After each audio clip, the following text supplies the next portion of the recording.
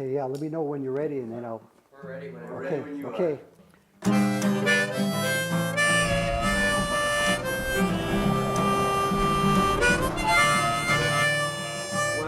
Well, my family moved to Sacramento in 1965, and so that's the year Bob Dylan came out with Just Like a Rolling Stone. So I got a guitar, and I wanted to learn how to play guitar just like Bob Dylan, sit under a tree and play just like a Rolling Stone, just like Bob Dylan.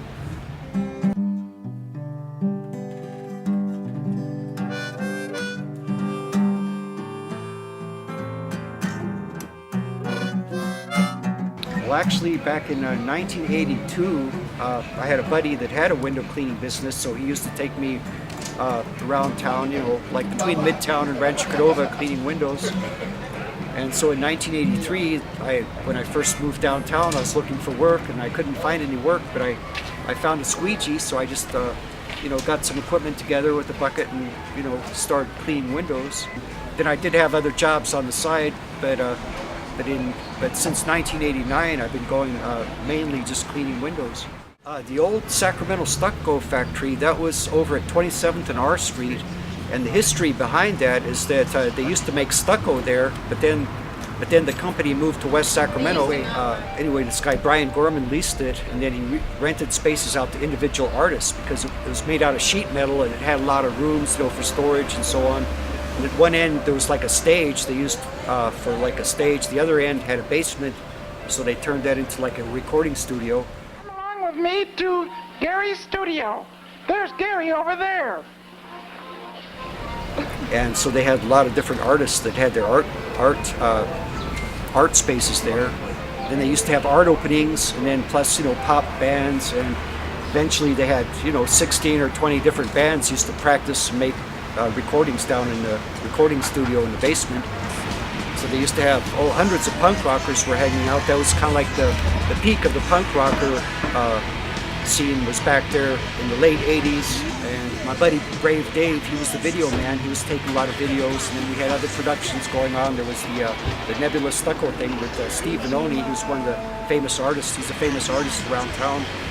And then they had the downtown poets. They'd read their poetry, and then they were backed up with the avant-garde music. And then I used to open for them. I used to play some Bob Dylan songs with guitar and harmonica. So it was pretty cultural, you know, fun, exciting thing going on with the poets and artists and musicians, all kind of putting on productions together. They had a big courtyard. I used to practice, you know, guitar and harmonica there. It was sort of a, you know, kind of a come and go place because, you know, there was other venues. There was the I Dream Ice Cream Parlor that was going on at the same time.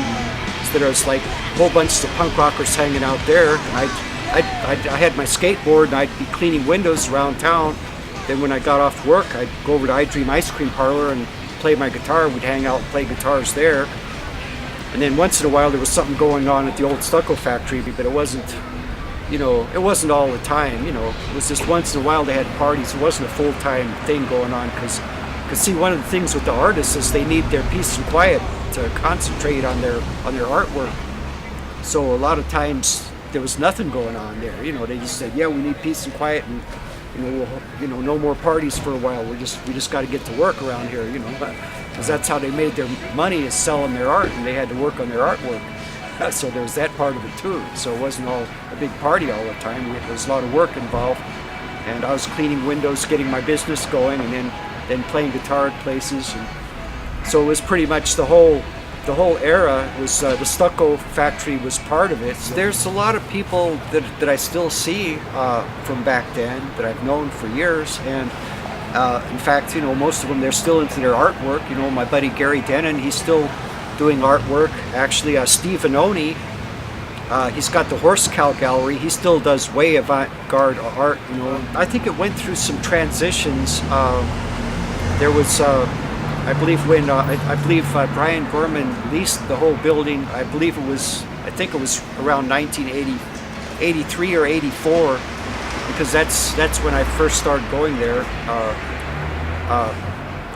And then it burnt down, I think, in '92, and so it just burnt down, and so everybody was kind of sad about it, because, you know, it was just that was a real cultural place, that everybody loved that place. It was just a fun place, for making videos, and just a lot of fond memories, just, a lot of friends hanging out there in art openings and doing a lot of cultural activities. I think it was a great place, but, it's kind of sad to see it go. And I think it's something positive. I think that's what makes people creative. If there's something positive like artwork or music, if they're doing something creative, it kind of keeps the energy positive.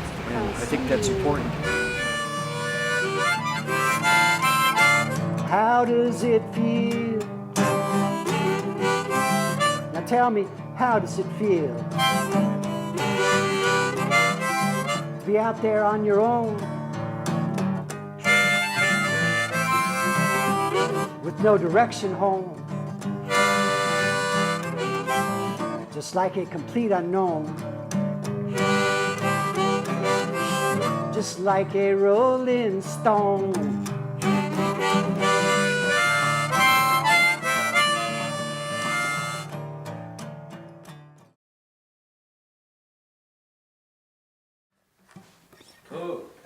All right, thank you. Thank you very much. All right.